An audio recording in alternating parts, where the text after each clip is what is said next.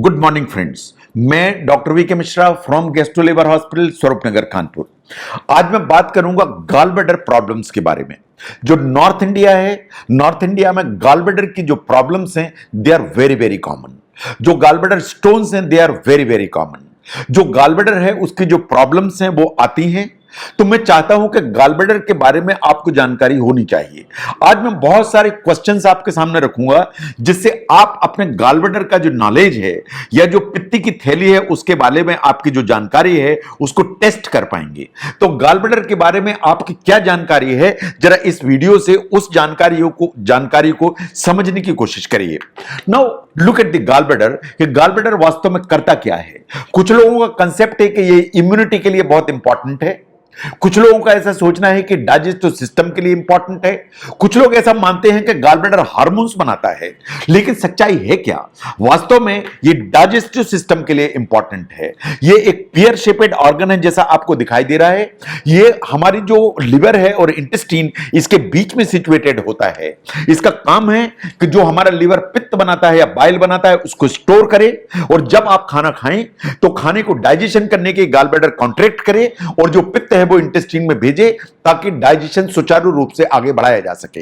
ये वास्तव में जो पित्त है वो बाइल डक्ट के थ्रू या पित्ती के नली के थ्रू आपकी इंटेस्टाइन के अंदर आता है और फूड को ब्रेक डाउन के लिए इंपॉर्टेंट है।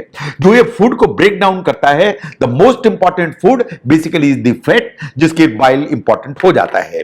नाउ ऑपरेशन कभी कभार गॉल ब्लैडर का कराना पड़ता है। तो बहुत लोगों के दिमाग में एक क्वेश्चन होता है कि हम गॉल ब्लैडर के बिना कैसे रहेंगे, गॉल ब्लैडर के बिना जो जीवन है वो कैसे चलेगा। ये कितना सही है कितना गलत है। सच्चाई ये है कि अधिकांश लोग गॉल ब्लैडर रिमूवल के बाद उनकी लाइफ बिल्कुल ठीक चलती है, उन्हें कोई प्रॉब्लम नहीं होती है।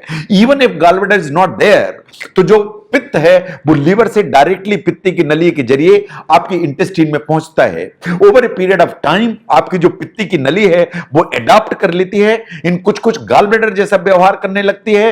इन आपका जो पित्त है वो सुचारू रूप से इंटेस्टाइन में पहुंचता है, इन कोई प्रॉब्लम नहीं होती है। इट इज क्वाइट पॉसिबल कि थोड़ी बहुत कुछ इस तरह की जैसे बावल हैबिट्स में उसमें कुछ अल्टरेशन हो, इन आप कुछ बहुत हैवी फैटी मील्स उसके बारे में थोड़ा बहुत ध्यान देने की जरूरत हो। अदरवाइज गॉल ब्लैडर के निकल जाने से आपकी लाइफस्टाइल में कोई फर्क नहीं पड़ता। इसलिए यह मिथ है कि गॉल ब्लैडर निकल गया तो जीवन कैसे चलेगा। नाउ गॉल स्टोन्स क्या होते हैं? जो पित्ती की थैली में पथरी है वास्तव में क्या है? बहुत सारे क्वेश्चंस हैं। नंबर 1, क्या ये हार्डन्ड डाइजेस्टिव जूस है या फ्लूइड है जो स्टोन है? क्या ये किडनी स्टोन का ही दूसरा नाम है, या ये वास्तव में जो स्टोन है ये कैंसरस या प्री कैंसरस या कैंसर जैसे ट्यूमर है जिसे हम स्टोन कह रहे हैं? वास्तव में ये कोलेस्ट्रॉल से बने हुए होते हैं। ये बहुत छोटे हो सकते हैं जैसे रेत होती है, ये कभी इतने बड़े हो सकते हैं गोल्फ की बॉल के बराबर हो सकते हैं। ये बात बिल्कुल सच्चाई है कि ये जो गॉल ब्लैडर में स्टोन है अपने आप कभी खत्म नहीं होते, जो खत्म बाय एंड लार्ज नहीं होते हैं, और ये कभी कभी सीरियस मेडिकल प्रॉब्लम क्रिएट कर सकते हैं। पर्टिकुलरली अगर कोई स्टोन इसमें से जाके पित्ती की नली में फंस जाता है तो जो गॉल स्टोन्स हैं वास्तव में कोलेस्ट्रॉल से बने हुए होते हैं। जो स्टोन्स हैं ये कैंसर नहीं है। इन वास्तव में किडनी स्टोन अलग हैं और गॉल ब्लैडर स्टोन बिल्कुल अलग हैं। नाउ गॉल स्टोन ज्यादा किन्हें होते हैं? पुरुषों को ज्यादा होते हैं कि महिलाओं को ज्यादा होते हैं? यह क्वेश्चन हमेशा सामने आता है। यह बिल्कुल सच्चाई है कि गॉल ब्लैडर स्टोन सबसे ज्यादा महिलाओं को होते हैं।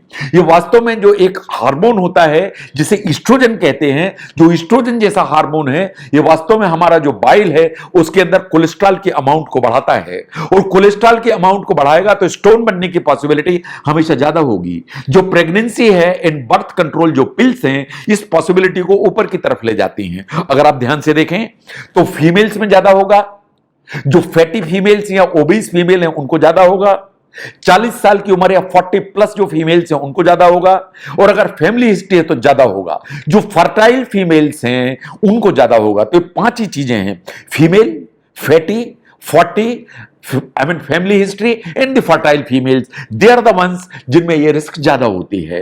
नाउ जो गॉल ब्लैडर का जो अटैक है उसके बारे में बहुत सारी भ्रांतियां। नंबर 1, ये अटैक अक्सर सवेरे के समय आते हैं। ये अटैक अक्सर करके दिन में आते हैं हेवी वर्कआउट के बाद। ये जो अटैक हैं अक्सर रात में आते हैं हेवी मील के बाद। सच्चाई है क्या?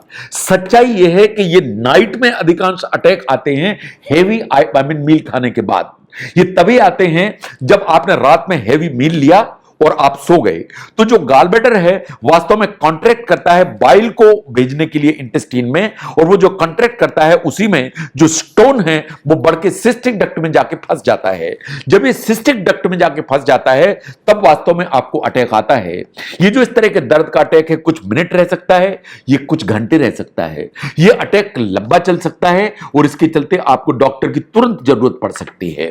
ना जो इस तरह का अटैक आता है उसके बारे में कुछ भ्रांतियां, जैसे ये जो अटैक आएगा पेन का, तो पेन होगी, वॉमिटिंग होगी, कुछ लोगों का मानना है। कुछ लोग सोचते हैं कि इसके साथ आंखों में पीलापन आ जाएगा। कुछ लोग सोचते हैं कि आपकी यूरिन डार्क हो जाएगी और लाइट जो लेटिन है वो येलो कलर हो जाएगी। कुछ लोग सोचते हैं कि सब सिम्टम आ जाएंगे एक साथ। अगर ध्यान से देखें ये सभी सिम्टम आ जाएंगे एक साथ। द मोस्ट कॉमन सिम्टम जो आता है गॉलब्लैडर अटैक में वो तो पेन ही है। ये बात बिल्कुल सही है कि जो दर्द है वो सबसे ज्यादा यहां आता है, मोस्टली आधी रात में आता है। मोस्टली ये दर्द पीछे जाता है रेडिएट होकर बैक में। इसके साथ vomiting is a very common feature, लेकिन जो अटैक आता है उसमें वो सभी सिम्टम्स आ सकते हैं। नाउ एक बार अगर अटैक आता है तो फिर ट्रीटमेंट क्या है? कुछ लोग सोचते हैं कि दवाइयों से ठीक होता है, कुछ लोग सोचते हैं ऑपरेशन तुरंत ही कराना पड़ेगा, कुछ लोग सोचते हैं कुछ नहीं कराना, लिथोट्रिप्सी से ठीक हो जाएगा या ESW से ठीक हो जाएगा। देखिए बिल्कुल फैक्ट ये है कि surgery is the definitive answer. जो ऑपरेशन है इज द डेफिनेटिव आंसर। अगर ये स्टोन है सिस्टिक डक्ट में स्टक हुआ तो कोलिसिस्टाइटिस हो जाएगी जो गॉलब्लैडर में स्वेलिंग के चलते हैं। अगर over a period of time swelling रही तो म्यूकोसील डेवलप हो जाएगा। अगर कोलिसिस्टाइटिस हुई, स्टोन फंसा रहा, तो इसमें पस पड़ जाएगी गॉलब्लैडर में जिसे कहते हैं एम्पाइमा। ये कुछ तरह की प्रॉब्लम है जो लाइफ थ्रेटनिंग हो सकती हैं। इन दीज सिचुएशंस जो गॉलब्लैडर का रिमूवल है is the only logical solution, is the only choice. तो इसलिए surgery is the only choice. लेकिन कभी ऐसा होता है कि आपकी हेल्थ अगर परमिट नहीं करती है तो कुछ अल्टरनेट्स हमें देखने पड़ते हैं। इन द सेंस अगर आपकी हेल्थ परमिट नहीं करती है सर्जरी के लिए तो मेडिसिन में भी ट्राइड। कभी कभी परकुटेनियस कोलिसिस्टोस्टमी करनी पड़ती है ताकि गॉलब्लैडर को ड्रेन किया जा सके। एंड जो डेफिनेटिव ऑपरेशन है उसको बाद में किया जाता है। जो मेडिसिन हैं जो अटैक है उसको तो ट्रीट कर सकते हैं, लेकिन कोई मेडिसिन ऐसी नहीं है जो वास्तव में गॉलब्लैडर की स्टोन को डिसॉल्व करके परमानेंटली खत्म कर दे। नाउ अगर आपकी गॉलब्लैडर की सर्जरी हुई, आपको गॉलब्लैडर नहीं है, तो आपको क्या अवॉइड करना चाहिए? क्या आपको जो ना जो ब्राउन सीरियल हैं या जो ग्रेन्स होते हैं जैसे गेहूं है, चावल है, ये नहीं खाना चाहिए? क्या आपको फ्राइड फूड नहीं खाना चाहिए? क्या आपको हरे पत्तीदार सब्जियां नहीं खाना चाहिए? बहुत सारी भ्रांतियां। सही बात यह है कि जो हाई फैटी डाइट है, ज्यादा मात्रा की जो फैटी डाइट है, that may not be good. लेकिन ऐसा नहीं है कि आप फैट नहीं खा सकते हैं या आप फ्राइड फूड नहीं खा सकते हैं, लेकिन उसकी मात्रा को आपको ऑप्टिमाइज करना पड़ेगा। अगर आप बहुत ज्यादा मात्रा में जो ना फैटी फूड खाएंगे तो प्रॉब्लम होगी। ऐसे ही कभी कभी लोगों को लगता है कि कैफीन ज्यादा यूज करते हैं, कॉफी लेते हैं, टी लेते हैं, सोडा लेते हैं, चॉकलेट लेते हैं, उससे कभी कभी प्रॉब्लम होती है। उस पर ध्यान देने की जरूरत है। जो फ्रूट्स, वेजिटेबल, लीन चिकन बेस्ड डाइट है, ये पॉसिबली आपको सबसे ज्यादा हेल्प करेगी। तो जो गॉलब्लैडर की जो प्रॉब्लम्स हैं वो कॉमन प्रॉब्लम्स हैं नॉर्थ इंडिया। तो गॉलब्लैडर की जो प्रॉब्लम्स हैं उनके बारे में बहुत सारे आपके मन में क्वेश्चंस होते हैं एंड आप खुद ही उसके आंसर जनरेट कर लेते हैं, या वो जो आंसर्स हैं आपको जो है ना उन लोगों से मिल जाते हैं जिन्हें कोई गॉलब्लैडर के बारे में जानकारी नहीं है। अगर गॉलब्लैडर के बारे में आप समझते हैं कि आपकी जानकारी सही है या आपकी जानकारी गलत है, उसको समझने में यह वीडियो आपको हेल्प करता है तो जरूर शेयर करें। मैं doctor V K Mishra from gastro liver hospital, Swaroopnagar, Kanpur. Thank you very much.